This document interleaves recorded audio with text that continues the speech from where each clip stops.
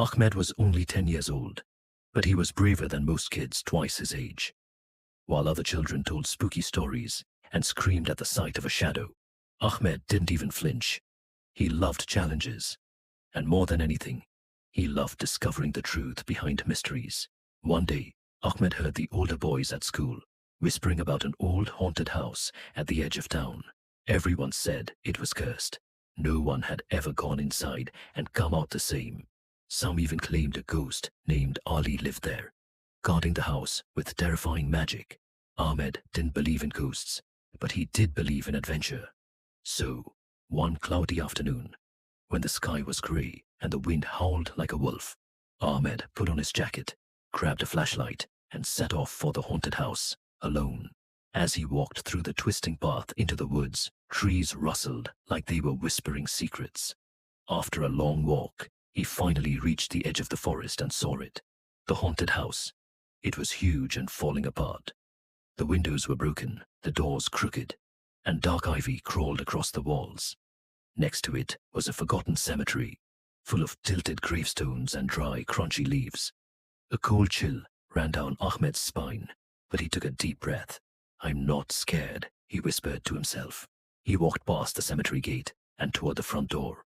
With a loud creak, it opened on its own. Ahmed stepped inside.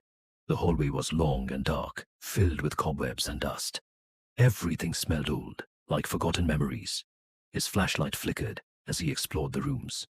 One by one, he found paintings hanging on the walls. Strange, eerie paintings. The first picture he saw was of a vampire.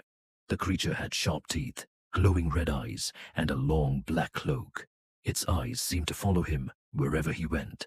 The next picture showed a big mouse with glowing eyes. But it wasn't a normal mouse. It was almost as big as a cat, and it had long claws. "Weird," Ahmed mumbled. He walked further down the hall and saw the last painting. This one was different. It showed a man with kind eyes, but his body was half transparent. He was smiling, and underneath the painting was a name, A-L-I. Suddenly, a cold wind blew through the hallway. Ahmed's flashlight flickered again, and then turned off. He smacked it a few times, and it came back on. But now, the hallway looked different. The paintings were glowing. Ahmed stepped back. "What is this place?" he whispered. Just then, he heard a soft voice behind him. "Hello." Ahmed turned around quickly. There was no one there. "Who's there?" he asked, his voice shaking just a little. "I'm Ali," said the voice again. This time, it was clearer and closer. From the darkness, a ghostly figure appeared. It was the man from the painting. His body shimmered like fog, and his eyes looked gentle, but sad. Ahmed's knees trembled. You're a ghost." "Yes," said the ghost, floating closer. "But I'm not here to hurt anyone. I used to live here. This was my home." Ahmed took a deep breath and tried to stay calm.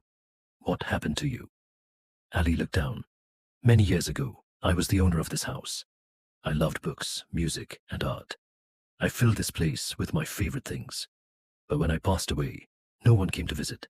They called it haunted, and I became just another scary story." "That's really sad," Ahmed said softly. Ali nodded. "I've been alone for a very long time. But you came here, not to run, not to scream, but to understand. You are different."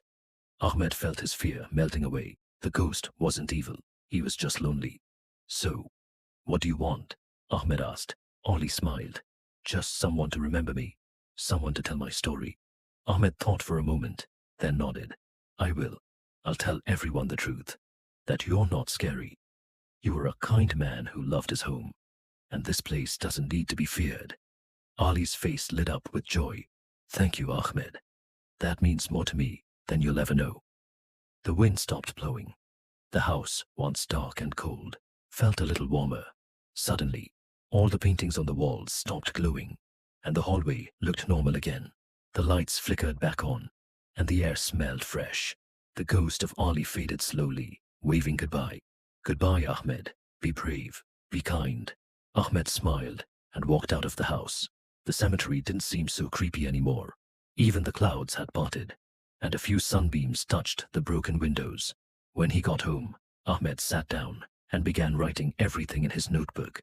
The next day at school, he stood up in front of the class and told the story of the haunted house, not as a place full of fear, but of forgotten memories and a ghost who just needed a friend.